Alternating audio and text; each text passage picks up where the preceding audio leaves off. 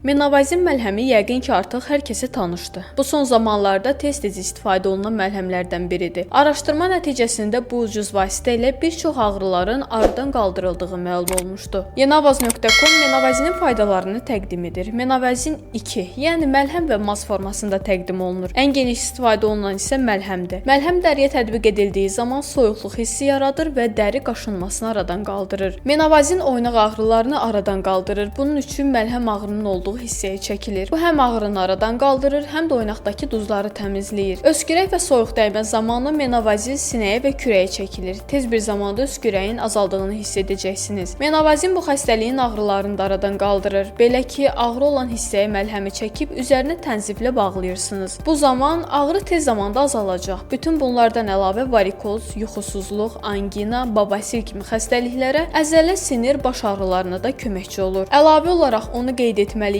ki, hamiləlik və laktosiya dövründə 18 yaşından kiçik uşaqlar həkim məsləhəti ilə istifadə etməlidir. Məlhəmin 3-4 həftədən çox istifadəsinə icazə verilmir.